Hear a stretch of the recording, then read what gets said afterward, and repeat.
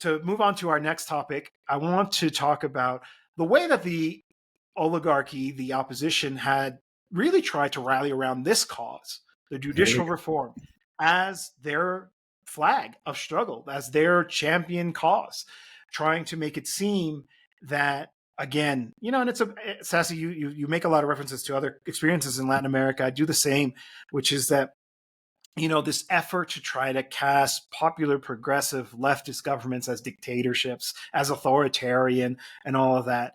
When, as you were talking about, Kurt, there's widespread support for this. The judicial reform was a major issue in the campaign. Morena got a supermajority to be able to implement it, and they followed through on it. And there was this really incessant campaign to try to depict it as something that it wasn't. And I chose this picture up on a screen deliberately, Morena and the Fourth Transformation, they're not the authoritarians. The authoritarians are the opposition and Norma Piña, who try to do everything within her power, up to and including changing the amount of votes it would take to approve or block it. And then I think the real authoritarian here was Norma Piña and the entire judicial system in this country, which there's a reason, let's put it this way, there's a reason why the population is so eager to have this reform actually be implemented, because anybody who had even the slightest interaction with the justice system left with a bitter taste in their mouth. It was an injustice system. And the hope is that things will actually improve now with this judicial reform. Yeah, that's absolutely right. And just to give a little bit of background, which is so interesting, the judicial reform was not on AMLO's radar at the beginning of his term. He had other priorities. But the way the Supreme Court systematically shot down laws from the Cuatro T on minor technicalities, on minor procedural technicalities, made it into an issue. And their absolute intransigence on this. At the beginning of his term, AMLO invited the judiciary to come up with their own proposal to reform themselves when it was so clear that it was so needed. He's like, what do you guys propose? Nothing. They came up with nothing. It's like, no, we're good. We're good. And they start shooting down law after law after law. And what really stuck in the craw of Mexicans is this they're constantly being in the service of Mexico's upper class and rubbing your face in it to the rest of the country. Just rubbing your face in it to the rest of the country. So they'd just be releasing people, either releasing them completely or sending them home for cozy house arrests. And this became what was known as the Sabadazo, right? The Saturday release, when people are usually, not in their offices and you can't really do anything about it until Monday. Letting people off on taxes, releasing people. We could go through a whole list. The former governor, the Gober Precioso of Puebla, Mario Marin, or Rosario Robles, the former development secretary for the whole Estafa Maestra, the whole scam during the Peña Nieto regime of funneling social development money through, universities. And we could go on and on and on and on. So on one hand, shooting down laws left and right. And on the other hand, simply releasing wealthy people. Just, releasing them. And it finally got to the point where it became clear that this was just going to be an unending lawfare strategy, like we've seen throughout Latin America. Lawfare. Every single law gumming up in the courts. Every single law. This Claudia Gonzalez, he's also involved in, I think, that Institute of Strategic Litigation, right? Cosillo's baby there. That's another foreign funded one. And the idea is to simply have lawyers at their beck and call all the time to gum up every progressive reform. So that's what they did, starting with the airport and going with the energy reform and, all the way down the line. So AMLO finally had enough. The people had enough. And AMLO said, all right, on February 5th, he laid out 20 constitutional reforms, kind of the centerpiece speech for the campaign to come. And one of them was, we are going to elect federal judges and the entire Supreme Court. Give us the qualified majority. Give us a 2/3 majority in both houses. And people were so dismissive of that from the right. They're like, oh, they'll never get it. Oh, they'll never get it. That's a pipe dream, right? And more, they're never going to get it now, especially with all these kind of radical constitutional proposals. And we were in the Hilton Hotel that night, and I think they were even surprised themselves that they got it. They got the 2/3 in both houses. They're like, oh, shit, bro. It was fun to watch. So, you get it, you got to use it. So the judicial reform came through. AMLO said, we're going to pass this before I leave office, right, in October 1st. And the reaction from the judicial branch only confirmed why it had to be done in the first place. They went crazy. They went nuts. You get this judge from Veracruz, and you get these judges from Chiapas trying to halt the legislative process with amparos, which is a kind of preliminary injunction. So they were saying, injunction, you can't pass the bill from committee to the floor of the Congress. What? Injunction, if it's passed, you can't send it to the state legislatures to be ratified. It's like, that's not your provenance. And the amparo law specifically says you can't use amparos against constitutional reforms. It's liminally clear. And then you get this judge from Veracruz who said, all right, you ratified it and it's in the federal registry. Take it out of the federal registry. If not, Sheinbaum could go to jail. I mean, just ridiculous nonsense. And Scheinbaum's like, no, no, because you can't take something out of the federal registry once it's been published in the federal registry. So it just flagrantly showed how authoritarian, how dictatorial, how just out of their gourd these judges are. And the point we made in the show was, if they're this brazen out in public in something that's so in the public eye, imagine what they're like in private, in cases that nobody sees, in cases that don't get media attention. Imagine what they're like in those cases if they felt that they could be so brazen in a case like this. I don't know how you saw the whole judicial reform thing play out. Well, I saw it, from Spain. It was one of the pivotal moments in AMLO's presidency that took the most out of people's just awe with the whole process, because precisely here in Spain, it is just an absolutely corrupt system that works hand in hand with the intelligence and with the basal political parties of the bipartisan system, basically the PSOE and the PP, which they basically use judicial power not only against each other, but against any emerging political forces, like they did with Podemos, like they have done systematically with independentist parties from Catalonia or from the Basque Country. So this is basically something that has been the primary modus operandi of the establishment to basically forbid any real change from ever occurring.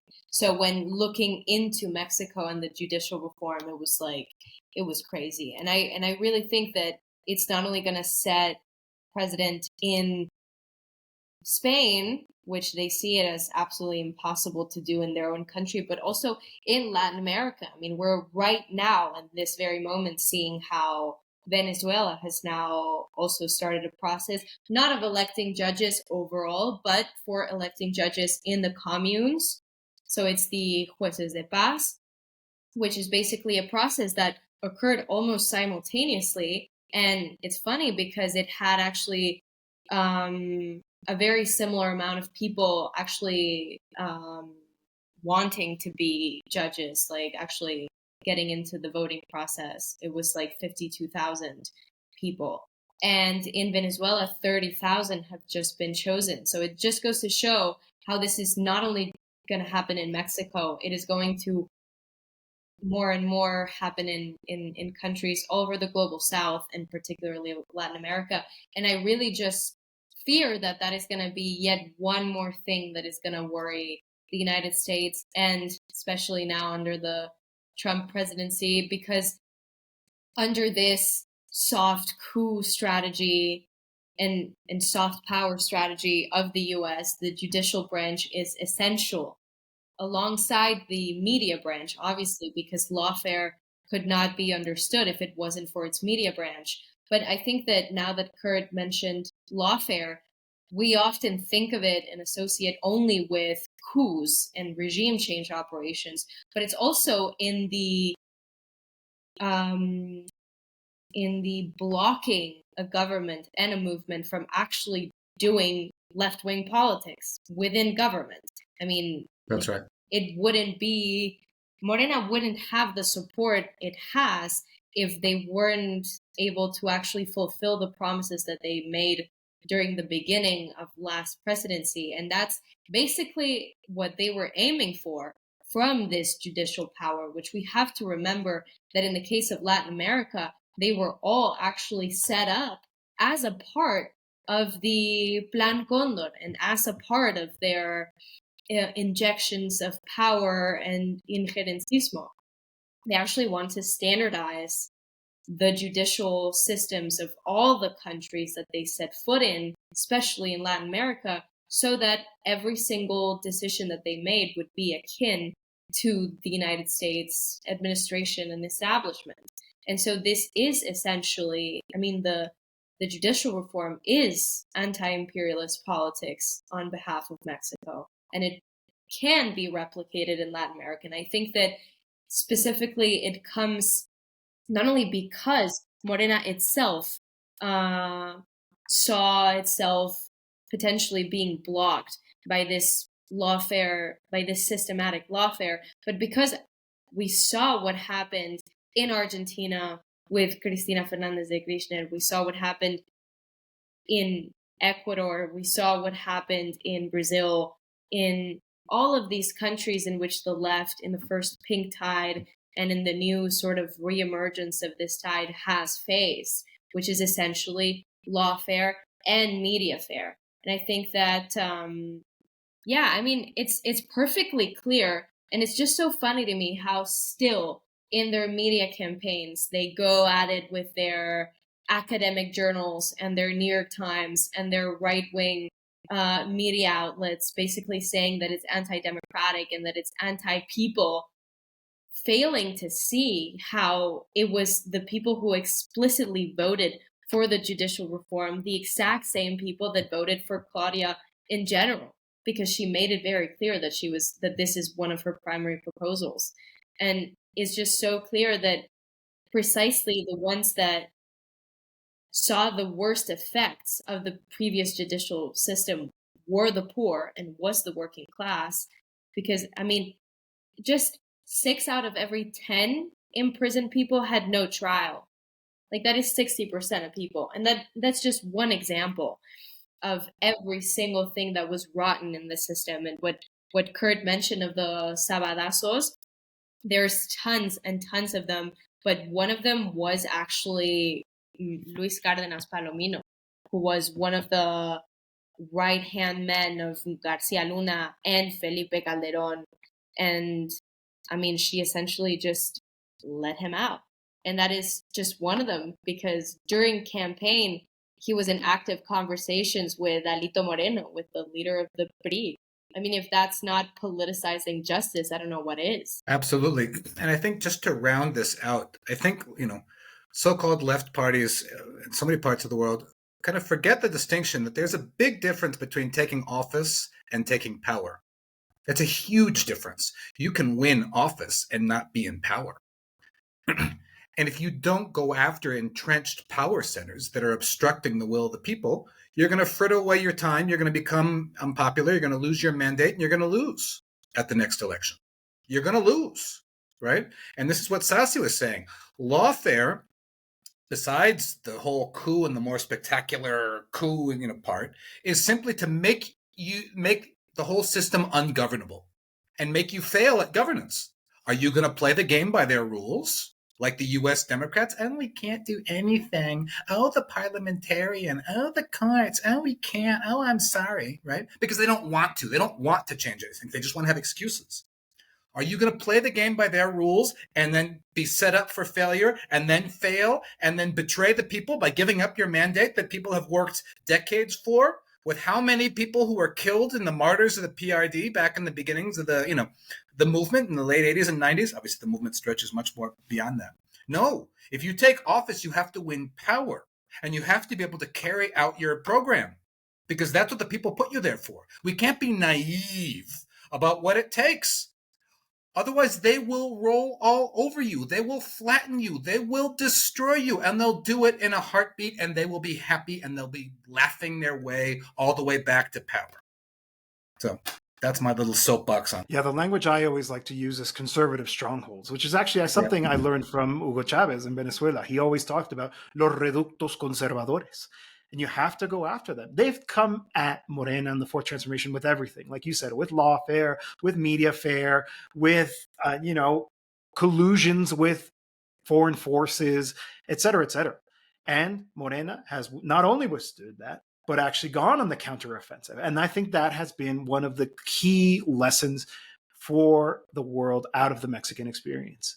Like you were saying, Kurt, like you were saying, Sassy, you have to go on the counteroffensive. You have to really make them shake, affect their ability to undermine your process. And then this is almost to the end of our top 10 here.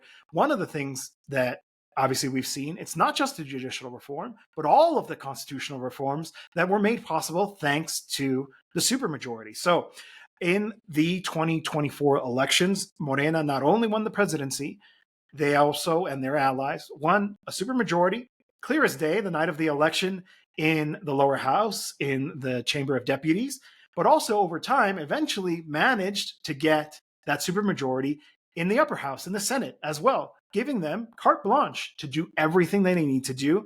And one of the most encouraging things that I've seen is that they've really been following through on it. Right? We did an episode called Can't Stop, Won't Stop. Right? It really does feel like pushing forward.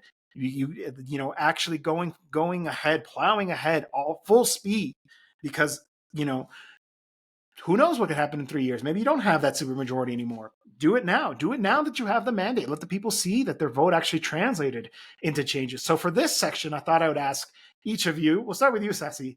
What's been your favorite constitutional reform that has been passed over the last few months here in Mexico in 2024? I would have to go with the energetic reform, and just like this whole process, which after 6 years of trying to push it and having it toppled by the judicial system, it's finally running its course. I was actually working at a reactionary law firm right when this was first put into the main conversation, and they actually had me read the Constitution and find whatever article that I could potentially use to bash this thing as anti-constitutional, because that's exactly what they were doing. They were just scanning the Constitution, just trying to find if there was any law that they could ever so slightly interpret as this being anti-constitutional, when in reality it's pretty much what Kurt had said about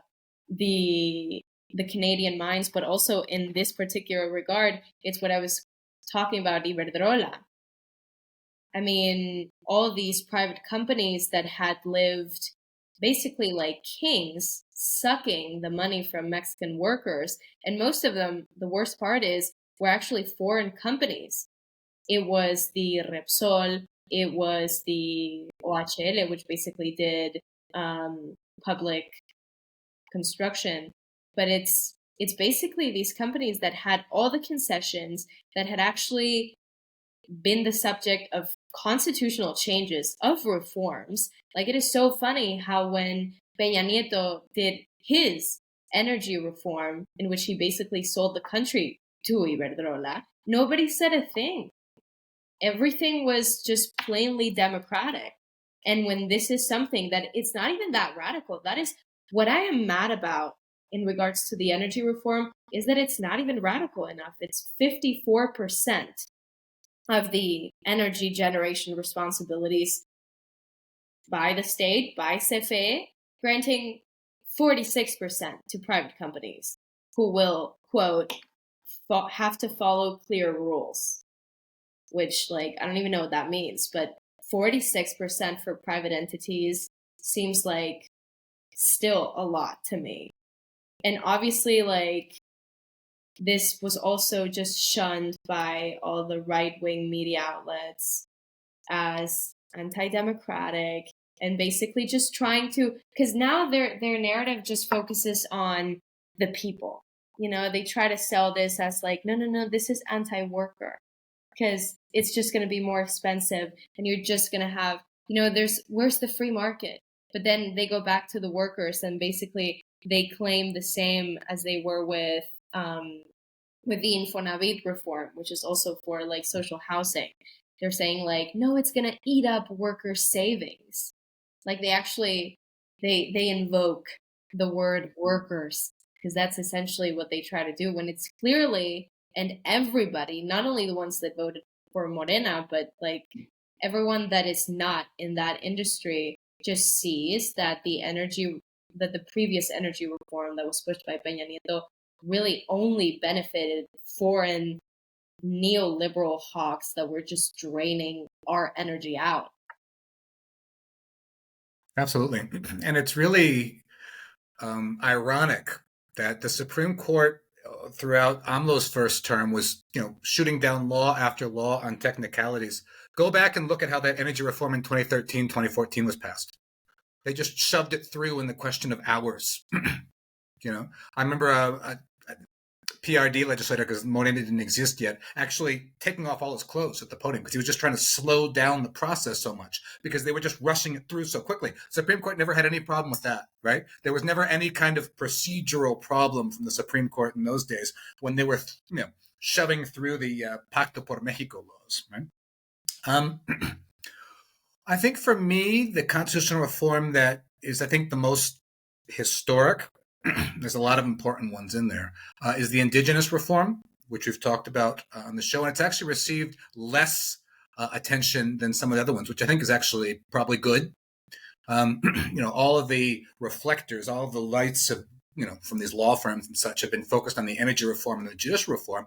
And I think they've missed the import of the indigenous reform, which is, this was a pending historical demand from the days of the San Andreas Accords in the 90s, which were never passed, thanks to, among other people, Felipe Calderón, who was then the head of the PAN Diputados in the Cámara de Diputados. Right?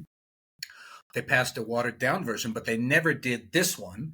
And this was allowing indigenous and Afro-Mexican communities to be sujetos de derecho público.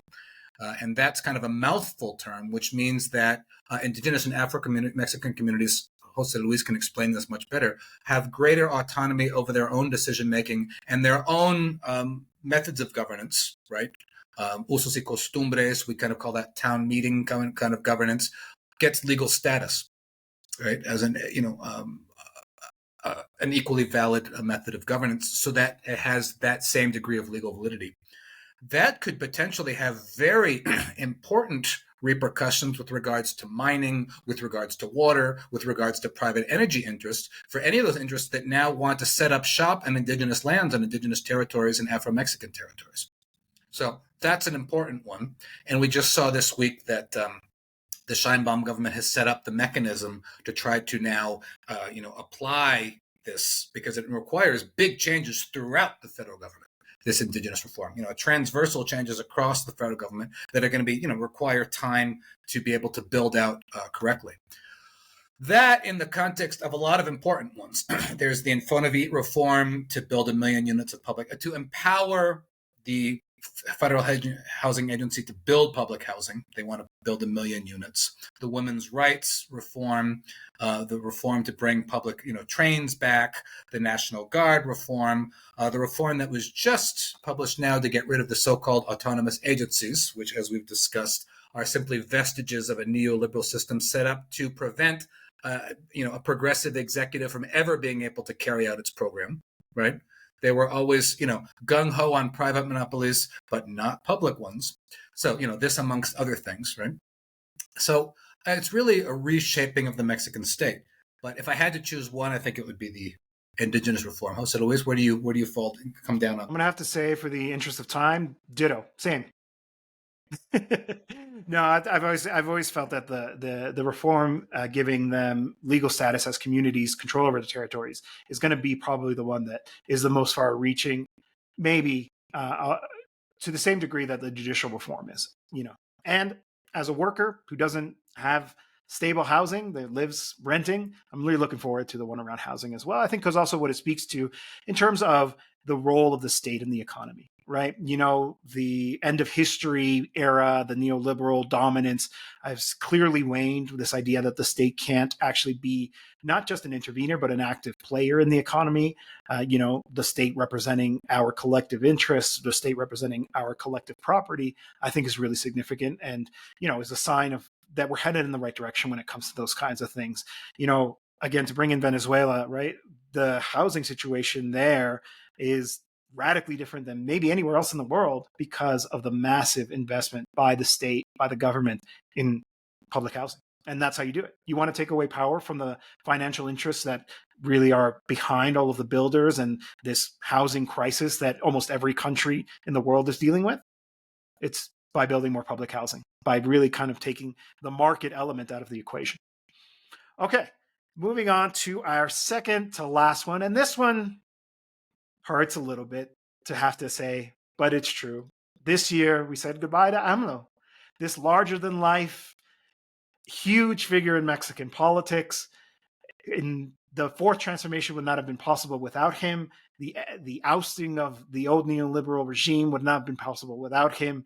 A man who had a connection with the masses that few others, I think, historically, and not just in Mexico, but the world, were really able to have. This, whenever I talk about him and his legacy, this is always the picture that I choose because it's just so perfectly symbolic of the outpouring of love. Every time we talk about this event, which wasn't last year, but obviously was during his government, being on the streets of Mexico City that day was a really overwhelming, dare I say, religious experience. Like just an outpouring of love, the patience that people had just to have the slightest moment, this glimpse to be able to greet the president as he marched down the streets of Mexico City. Just absolutely extraordinary. Remind everybody that 500,000 people took to the streets that day to show their support. I mean, who has that kind of power anywhere in the world? Hugo Chavez, Fidel Castro, right? Like that's the kind of people that I think in a lot of ways AMLO has earned to be compared to. And of course, this was the year that he stepped down, and true to his word, because a lot of people said, oh, he's going to rule from the background and he's going to have a red phone to call up the president directly and intervene. And he's probably going to say things and contradict because he's really the one. No, he's off. He retired. To la chingada. Se fue a la chingada. Like he said he would. To enjoy his retirement was well-earned retirement and to write books. So I'm sure we'll see him again sometime soon. Maybe when that next book is ready to be published. He's talked about really dedicating the rest of his public life to the defense of indigenous peoples and their customs and all of their impact on Mexican society, which I think as a result of colonialism and racism has been underappreciated. So I wanted to just ask you your thoughts, your feelings about the fact that, ya se nos fue nuestra cabecita de algodón. Well, I'll start it off briefly. AMLO is like this larger than life figure who has, been the main face in Mexican politics at least since the 90s. We actually did a whole other live stream on AMLO's legacy with two wonderful guests that you can go back in our channel and watch, and I recommend it. But you can't understand Mexican politics of the last generation without understanding the López Obrador phenomenon. Now, we don't have time to go into it. We're already at the 2-hour mark here, so I'm not going to go into a great amount of detail. But this is someone who, grew up in a small town, Tabasco, right? The mythical now Macuspana, right? The land of water, lower middle class heritage shopkeeper parents with a regional accent who managed to get a scholarship to manage to go live in the Casa Tabasco in Mexico City. This was at a time when, the UNAM wasn't rejecting 90% of students like they do now. This is when almost anybody could go and get good public education, right? Now the problem with the UNAM is that a lot of people who deserve to get public education get rejected because there aren't enough spots. He didn't even have, enough money to live, so he could live in the Casa Tabasco, which was subsidized housing for students from that state. And in the first month of AMLO's studies as political science, Allende was overthrown. This was 1973. So this really set the challenge for progressive leaders of his generation is, how can you not only take power but not get overthrown in a coup, right? And this was, what AMLO dedicated the rest of his, political career to finding out and succeeding in doing. So there's a lot more we could say, right? This is the López Obrador who worked in the National Indigenous Institute in the 70s amongst Chantal Indians. This is someone who had a brief stint in the pre-PRI, state PRI in the 80s, realized it was unreformable, and joined the Cardenas Democratic Movement in the late 80s. This is someone who in the early 90s participated in what was called the Exoduses for Democracy, so that the first municipal victories of the fledgling PRD party could be recognized.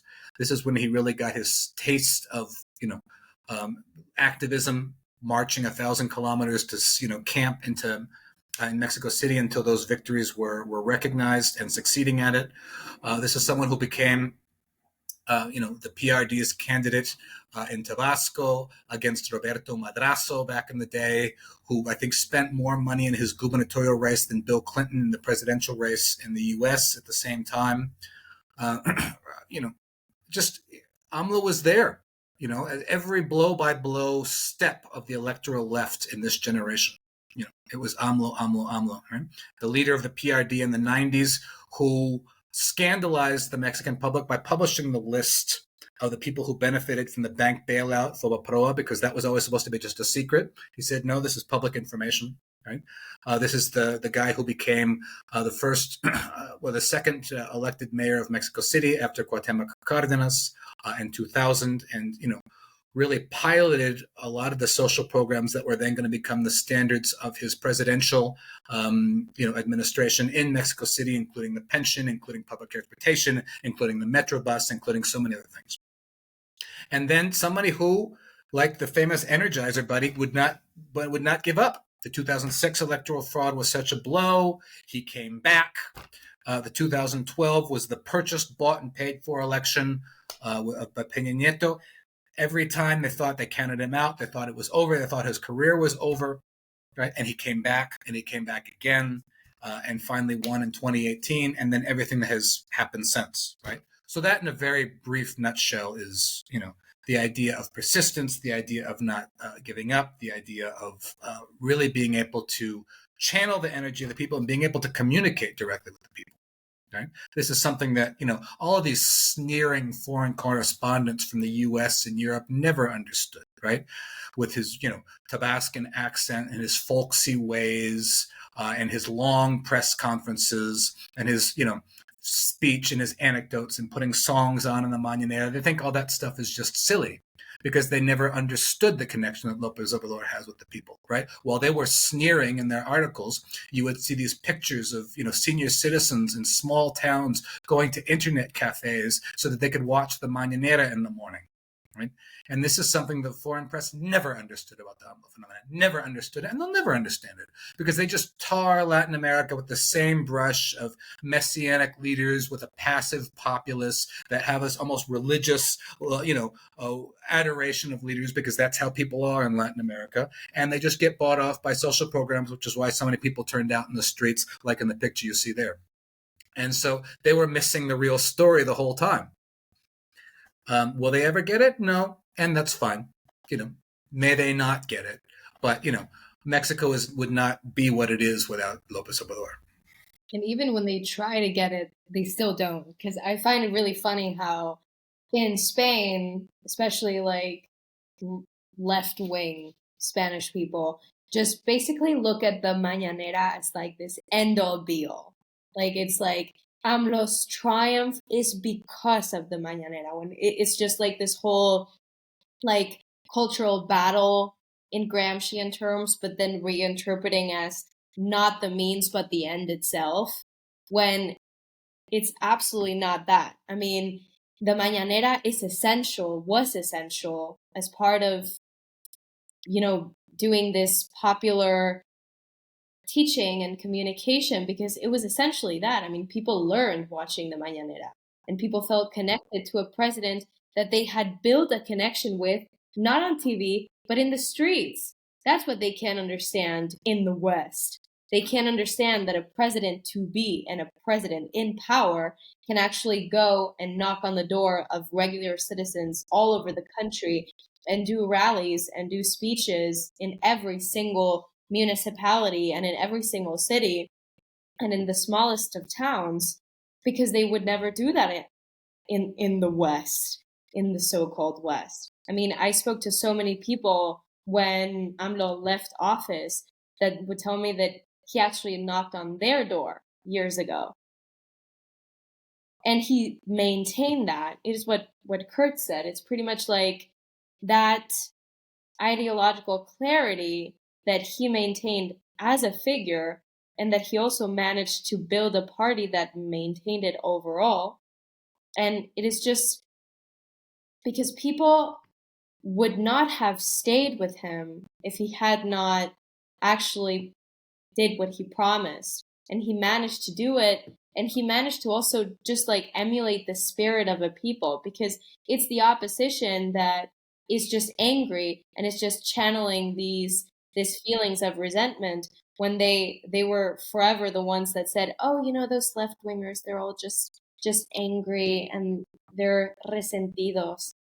But it's actually them who are now channeling that. And AMLO, I think that with his form of communication, amongst a million other things, but he actually just emulated the feeling of a people that we have to consider is, you know, the Mexican people is one that had been in a perpetually interrupted revolution since the 1910s, which was an interrupted revolution. We had no revolutionary government. We had the PRI that was created out of the revolution. And then we had, for a very brief moment of time, we had Cárdenas, who then, when he actually started to get threats, not only from the US, but from reactionaries, he backed down and he put a right military man in place. So it was just a brief window of opportunity. Again, an interrupted revolution. We had the spurge of the 1968 student movement, and it was amazing, and it inspired movements worldwide, and yet interrupted with a massacre and with thousands and hundreds of people put into Lecumberri, and with the dirty war. We had the death flights, and we had the tortures, and then we had Ayotzinapa, and then we had the massacre in Atenco. We had so many interrupted struggles. Even the desafuero with AMLO precisely was an interrupted struggle. And it is just the way that his political career, and more than that, it was like the social trajectory of a true popular leader, actually coincided with these struggles and interruptions and struggles and interruptions. And he, channeling that, was able to maintain that spirit that took him eventually not only to get into office, but to get into power, which is what Kurt was talking about, because he really did manage to shift that hegemony into a left-wing one, which is probably one that we thought was never going to happen, having over 70 years of governance by the PRI. And I always say this, but it's specifically Mexico in which this strategy was devised, this strategy of a perfect dictatorship, which is probably the only smart thing that Mario Vargas Llosa has ever said in his life. Because it wasn't a military coup. It wasn't a military dictatorship. It was a soft one. And it was one that was embellished in a democratic facade, which was, you know, in and of itself copied from the Spanish model of transition to democracy, in which basically every single institution and every single millionaire and torturer basically went to bed fascist and woke up a Democrat, and that was just assumed as the norm and as effective. And in Mexico, it was pretty much just that it was one party in power, and you just had to accept that. And when we had that other interrupted revolution in which people began to realize that this was not actually a democracy, what did they give us? They gave us the PAN as like, oh, you want democracy? Here you go, another right-wing party. You go share the power between those two. You have two options now, not just one. Enjoy. It's the exact same thing that actually culminated into this leadership. And I think that I love how we can just smear this transition in the faces of all these reactionaries, because he's not a strong man, which they love to say, and he's not a dictator. And yes, of course, this transition of power is going to be very difficult, and especially for the left, and especially for the left in Latin America, it is a time of difficulty when processes are actually threatened to break, not only due to exterior forces, but to inward struggles.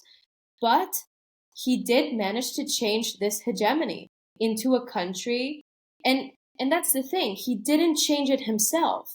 He merely served as a conduct for the people that were already wanting change and already knew exactly what they needed and already had this just fire within building up for all these decades, that were actually the conductors of this history. And in the case of AMLO, he didn't say all his phrases because, fancy philosophers like Ernesto Laclau or whatever told him to say, like, hey, say that the people are actually the rulers. No, he actually founded his quotes because the people told him. Like, most of his famous quotes he actually copied from people that he met in rallies.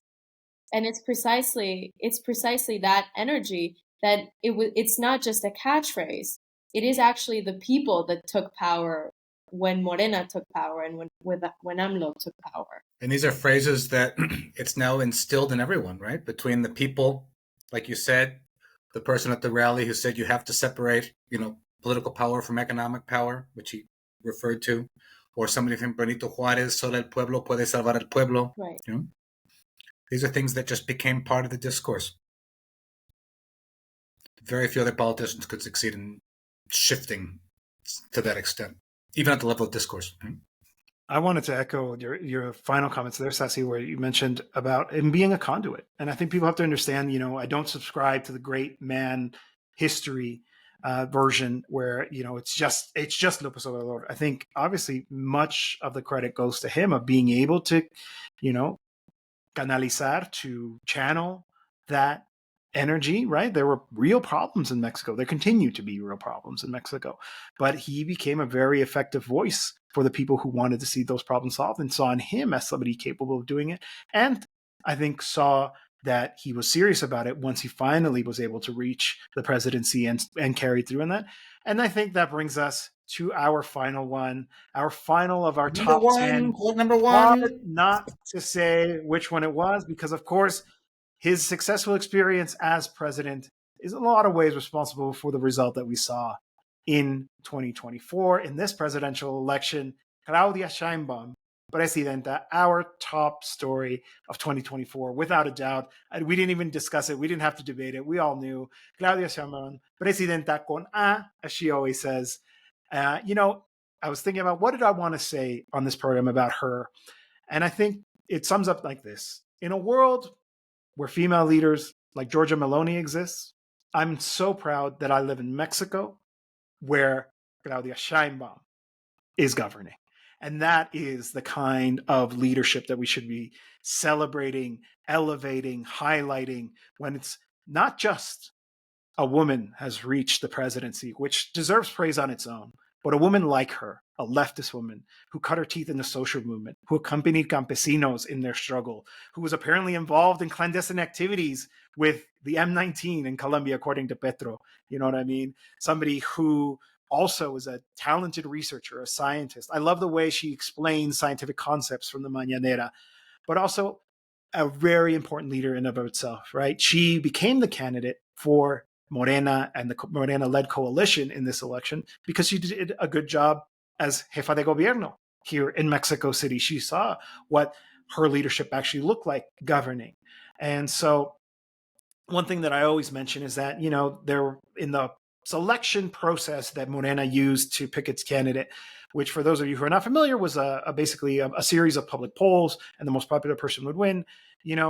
The fact that Claudia came out on top of that, despite the fact that there were other actors there who were closer to López Obrador, who were perhaps had more political capital, who had a lot more experience in the wheelings and dealings of politics. I'm thinking of somebody like Marcelo Ebrard. She came out on top. Why? Because in these moments, there was a choice before the population. Do we want to go down the middle of the road? Do we make a pivot to the right? Or do we make a pivot to the left? Do we double down on this fourth transformation? Do we say we want to go further? And of course, her language was always the second floor. And so what we are now living, I think, is a very important moment that I think also has lessons for the world in the sense that it's a smooth transition, right? We talked about this previously on this show, talking about that sometimes these transitions don't work out. Sometimes it puts the entire process at stake, like we're seeing right now in Bolivia. But right now we're seeing Claudia Sheinbaum do an excellent job as president of Mexico. And I think if we're going to make an evaluation based on what she's done in these first few months, I feel supremely confident about the future of Mexico. But what do you think? Yeah, no, I definitely think that transitions, especially in the left, are very tricky because usually they are conducted by a leader, even if it's not the conductor, even if it's just, like the aide or the voice, but it is just enthralled in the figure of a one person, especially, with AMLO, we saw that very clearly. But I think that we also see, specifically in the example of Mexico, what I said with Lázaro Cárdenas and his successor, which was just an absolute, just going back into previous far-right dictatorship rule. And we saw that not only in, I don't know if with Bolivia, but we saw that definitely in Ecuador with Lenín Moreno. He was just an absolute traitor to everything that Correísmo ever stood for. And we have seen that in almost every single process, except for maybe Venezuela, where a line of continuity was established. But in Mexico, I think that so many people thought that this would just crumble from the right, but also from the left.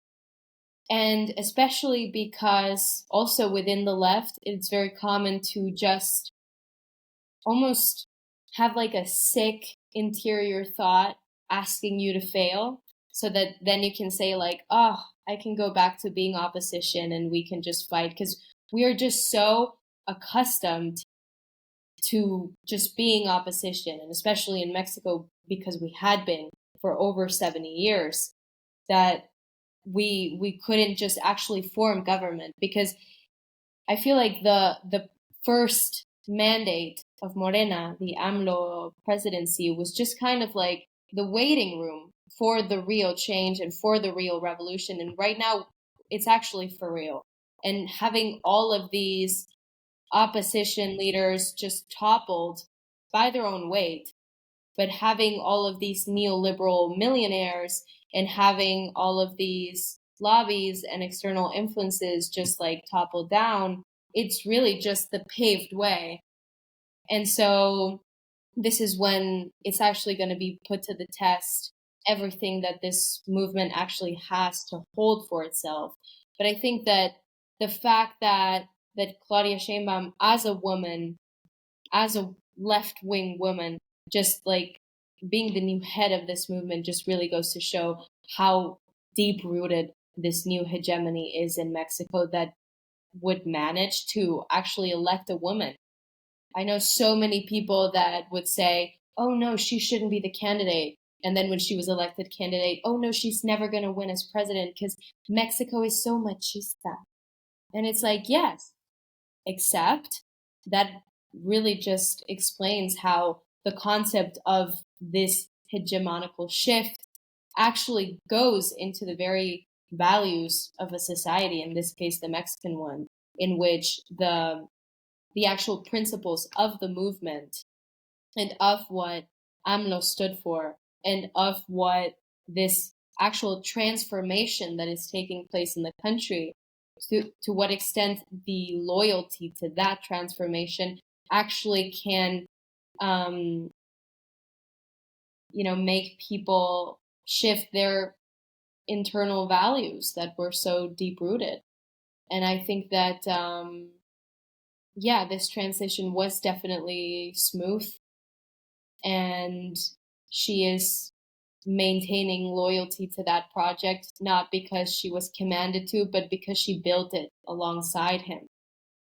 She has been here, even though we didn't see her before, because she wasn't an active presence in the face of the movement before she was actually part of the governments, but when she was a student leader and when she was actually founding Morena alongside López Obrador, she has been there, and she knows what this is. And she also knocked on doors, and she also participated in rallies. And I love how a lot of opposition leaders are trying to play this into like some sort of their bizarre interpretation of class politics, and being like, no, she's not going to be able to maintain popular support because like she's too bougie, and like she's rich, and she's a rich girl, and you can tell she's never going to actually have the support of the working class to the same extent that AMLO did. And I think that she's definitely maintaining that because of the loyalty to a project that has proved to be for and by the people. Yeah, there are so many important points there. Thank you for all that. I think it's so important that Sasi mentioned the Cardenas transition historically, right? The whole idea of a series of interrupted revolutions, and that Cardenas was one window that he himself closed with the selection of Ávila Camacho in 1940. And it's actually interesting, Jose, we were at that rally when shortly after the nationalization of lithium, the anniversary of the expropriation of oil. And AMLO spoke to that point specifically, right? He went back to the Cardenas and said, at the time, there was the left-wing successor, there was Mujica, and there was the right-wing successor, there was Ávila Camacho. And, Cardenas chose wrongly there, and brought on the whole perfect dictatorship era, ushered that in, right? And also through, an electoral fraud in 1940. So Cardenas did not end on a high note. And it was funny that you could see AMLO musing at that time and hinting that this time it wasn't going to be Ávila Camacho, it was going to be Mujica. Obviously, Claudia Sheinbaum is her own person, right? And the historical circumstances are very different. But it does bring up this what-if question, that if Cardenismo could have had a second term, which it didn't, which it never had. And the whole thing basically came to an end. I mean, there were some, EAMS, the Social Security system came into being, and, they nationalized electricity and such. There were some advances, but I mean, politically, it was over, right? In that sense. So I think that's very important. And it goes back to what I was saying earlier with this idea of AMLO saying, yo soy fresa, I'm fresa compared to Claudia. It's like, watch out, because she's, she's made of tough, in some cases, even tougher stuff.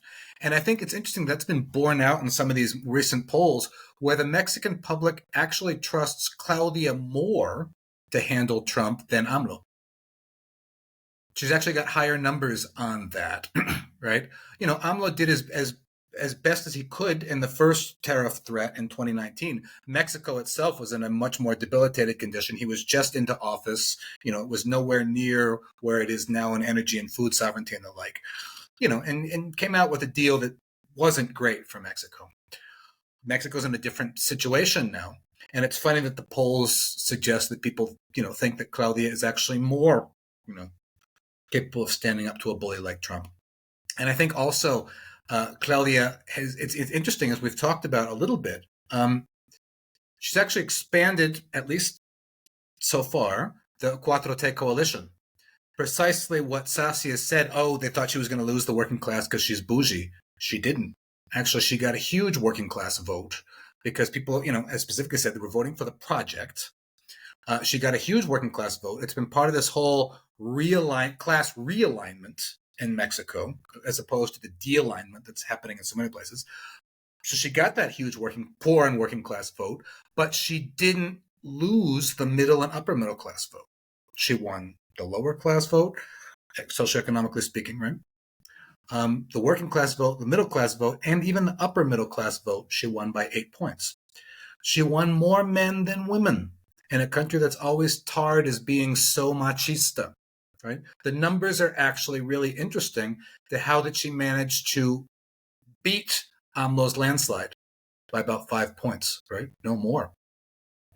She got 60%, right?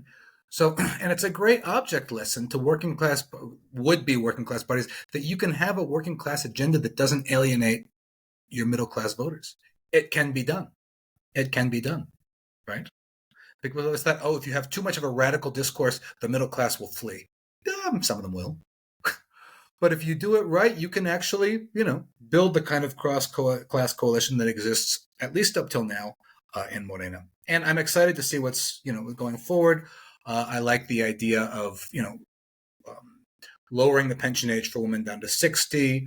I love the idea of, the Salud Casa de Casa, right? The door-to-door health healthcare and health outreach that she's instituted. I like the idea of, building out a public train network, a public led energy transition. And there's so much to talk about, and we're already over time. But, I think Claudia's great, and I'll end on this. Claudia's great, I think, advantage is that, Mexico's going to have to stand up to Trump's bullying, but I think she's uniquely equipped to speak directly to Middle America, in a way that would be different from AMLO. AMLO, wasn't that interested in doing that because, he wanted to speak to Mexico and is the number one consummate communicator to the Mexican people. Claudia Sheinbaum, I think, could speak to Middle America and make Mexico's case in the upcoming trade wars, like that her letter laid out.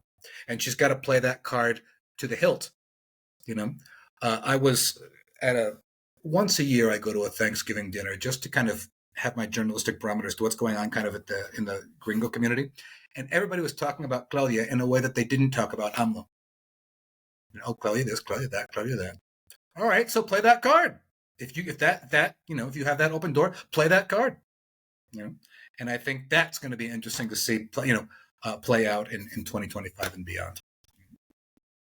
Okay, so we've reached the end of our top 10. I hope everybody enjoyed that. We are running long, and I want to be mindful that Sassy's actually joining us from the Spanish state, and it's getting pretty late over there. So if you have to go, I understand. But there is one final thing. Maybe we can take about 10 minutes here before we actually say goodbye to talk about, precisely as you said, what's next in 2025. So we have a new scenario before the country, right? We have Trump, I think, is probably going to be the biggest what if factor in Mexican politics, but it's not the only one. And I actually don't think that we should fall into this trap of thinking everything is going to revolve around Donald Trump and that Mexico's policy will be entirely defined by him and his actions. That wasn't the case with López Obrador. You have to remember, López Obrador's entire government was with Trump and then briefly with Biden. So, we've been down this road before. We just finished talking about her particular political skill, the fact that she can probably communicate and in fact speaks fluent English directly to the US population. If we think about how things have played out in the three government relationship, Mexico, Canada, United States, we have a very clear example of who handled that issue much, much better. And that is Claudia Sheinbaum vis-a-vis Trump in comparison to Trudeau, who looks like he could even lose his leadership of the Liberal Party at this point. His deputy is dropping out. So what's next in 2025? We're super long. I want to thank everybody. We got some people who've joined us from the very beginning and stuck around for the whole time. I really appreciate everybody. Of course, in particular, the St. Patrick's Battalion, which has been supporting it and dropping in comments there as well. But we'll start with you, Sassy, because maybe you have to go. And I'm really, really grateful. I put your social media in the chat there as well. Be sure to follow her work. What's next in 2025 for you when it comes to Mexico and the fourth transformation? I think definitely all the reforms that are already taking a head start. I'm really looking forward to see what the judicial reform has in store, what the elections have to offer, and what a message to the world that can be if we have an actually successful implemented judicial reform, and obviously what doors that might open to future reforms that might be approved. I think that something that is not talked about enough is the canal that is, I don't know how to call that, the corredor interoceánico. Okay. Yeah, the interoceanic corridor. They say that they translate it pretty literally. The corridor that is being opened, which is not talked about enough, and that I think might be a tactic by the government to kind of have that in the backbone of their actual strategy. But that could be huge because right now we're seeing a Panama Canal that is just out of service and it's just very, very, Drying up. very close to being out of function. And we have us and we have Milei, two countries on the opposed side of the political spectrum that are both working on their respective corridors. Milei with Chile in their binational corridor, and then us. And so we're basically going to see a dispute, a geopolitical dispute at every single level. And this is just a metaphor that show what this New Year's are going to look like for the continent and for us particularly. Because having these two options, basically, obviously Milei is going to have his for the US, but they're also going to want to have ours. And we're going to have the possibility to have it for the US, like the Panama Canal, which was basically a form of invasion. Or we can use it independently and basically have it also for China and have it for every single one of our commercial associates. And that's going to be a very tricky thing to manage. I think that another one of the things that we have to be wary definitely of how Morena is being structured in this segundo piso. I wouldn't worry so much about Claudia as I would be of, on the one hand, obviously the priistas that are still inside. You know, it's like that Peronista claim that, yeah, well, you know, we can have some enemies inside because we can't, you know, like throw away governability. And so that was a viable excuse in the first part of this transition process. But now that we've already consolidated power and hegemony, I don't know if it's so much an excuse. And yet we come into the other problem, which paradoxically is that, yes, if we welcome our buddies and our ideological friends, then we also run into the problems of having non-qualified people in key positions, which we are seeing as well. And so I think that this is definitely going to have to be a crucial term and a crucial presidency in which, if those values aren't cemented, it could weigh down on the movement overall. I don't think so, because it will definitely take a lot of time to convince so many people that this was the wrong choice. But I definitely think it's our responsibility to push for these things, to push for maybe kicking out this new Ron guy that wants to be the ambassador to the US, or pushing reforms that further radicalize the process. Because I think that maybe now is not the time, but often what happens is when with this transitions of power, you kind of run into two ways. You either further radicalize the process right off the bat, or you kind of play a conciliatory position, which it doesn't have to be bad, because Claudia is proving that you can be, maybe conciliatory is not the word to describe it, but you can actually give the working class what they need, not having to take away from the middle class, and from the, which the middle class is an imaginary construct, but from the rich or the pseudo rich. But essentially, I think that we are going to eventually run into problems with that approach. I definitely think we will.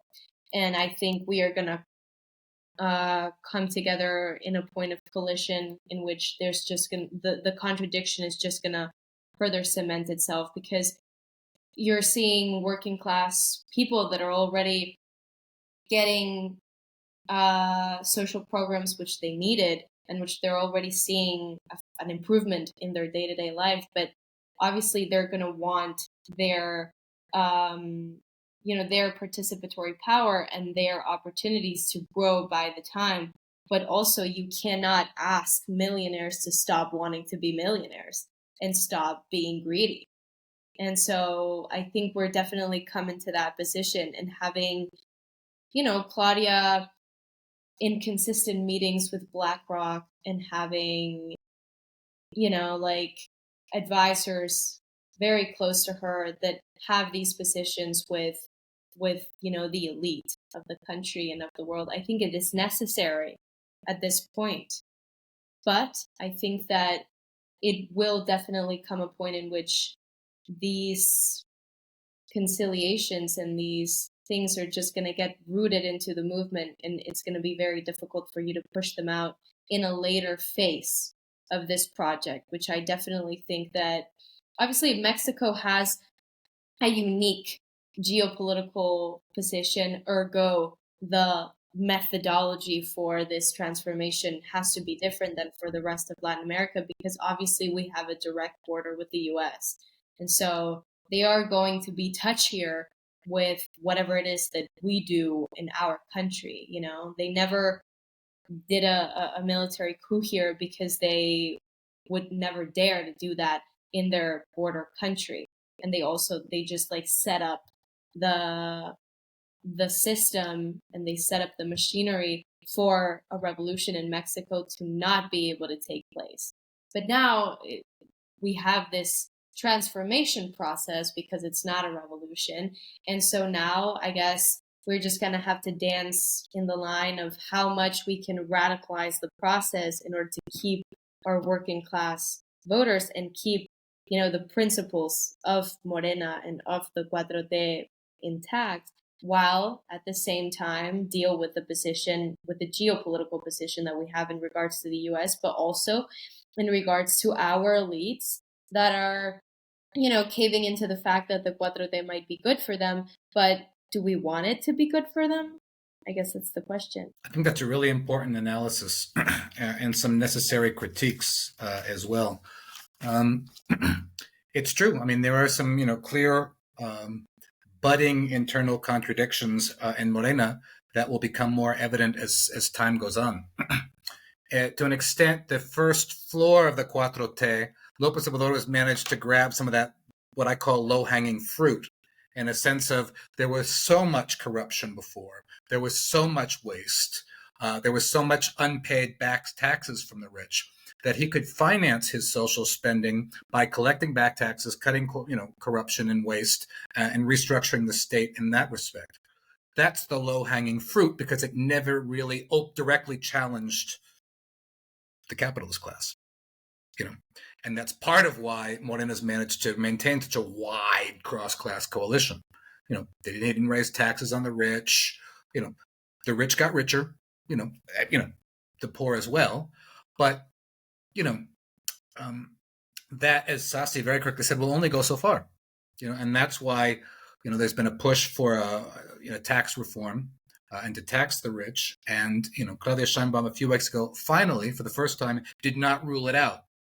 She says, I still don't think it's necessary, but she didn't rule it out down the road. Because at what point do you directly take head on the fact that Mexico continues to be a very deeply unequal society, deeply unequal in so many ways, and how do you attack that without getting even more of a reaction than they've already had to deal with from domestic and international, power centers? Right? That's going to be coming, and I'm optimistic, but I mean, that's, you can't avoid that, and I think part of what we've seen over the last few weeks. There's been some disputes within Morena. For example, the head of the Senate, Adán Augusto, has been fighting with the head of the Cámara de Diputados, Ricardo Monreal, with regards to Monreal's handling of the finances when he was in the Senate. And we know that there's these power structures behind that. Everybody knows who Ricardo Monreal is. But as a result of that dispute, the Infonavit law, which is going to get the 1 million units of public housing going, got halted, at least temporarily. They were talking about a special session to pass that Infonavit law before Christmas, and that didn't happen. So, it will happen eventually, but, it gives an extra month for lobbyists and, private constructors and that whole lobby that was behind, the Cartel Mobiliario, the real estate scams of the PAN, to get their claws in and try to weaken the law. So these are dynamics that really have to watch, because one thing is to pass the constitutional level reforms, and they've been passing those very well. But then you have to pass the implementing legislation, what they call in Spanish the leyes secundarias, so that these things can actually take form. For example, the Infonavit law and a bunch of other implementing legislation for all of these other constitutional reforms. So, there's got to be really eyes on Morena within the movement, so that it doesn't happen what Sassi said with regards to Peronismo, because that's been the uber pragmatism of Morena up till now, right? We've needed people to be able to actually execute the strings of state because we didn't have enough people before. Well, now you do. So how much longer are you going to keep accepting some of these, what are they called, paracaidistas from other movements? So we'll see that going forward. And just, I'm excited to see how the judicial reform election is going to play out. So that's going to be in June. The INE, the Electoral Institute, tried to get that postponed. They said, no, it's happening in June. And that's deal with it. And I'm excited to see how that's going to play out, together with a bunch of the other reforms that we've seen, Jose Luis and Sassi.